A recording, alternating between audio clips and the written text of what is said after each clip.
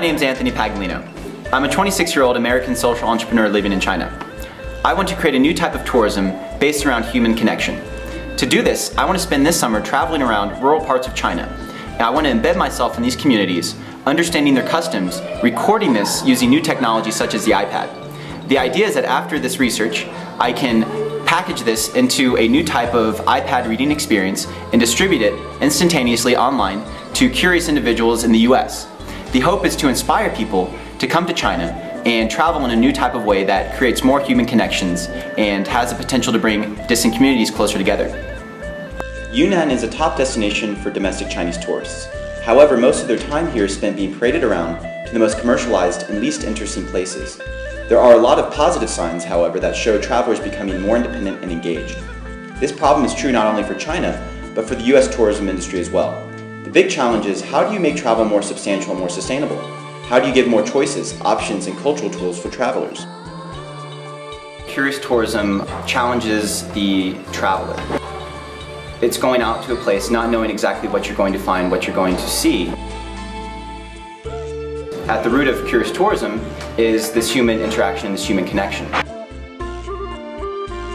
With the curious model of tourism, you're encouraging people to go and travel at a slower pace. This is more about having that experience, which, it doesn't cost anything to have an experience, and experiences are unlimited. So I think that's the biggest sustainable part of curious tourism.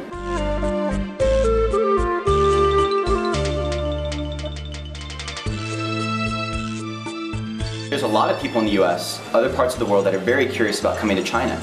However, there are a lot of barriers to entry. There's language, there's culture. So for people to come over here and not having those skills, it makes it very difficult to really embed yourself and to have that kind of intimate, personable experience. And that's what my iPad book hopes to address. That by creating something that's more fluid, more interactive, and ultimately more informative when it comes to Chinese culture, people can take that information and it empowers them, it gives them tools to go out and have their own curious adventure. Curious travel has the power and potential to make the world a more peaceful and prosperous place through cultural exchange, human interaction, social media, and mobile devices.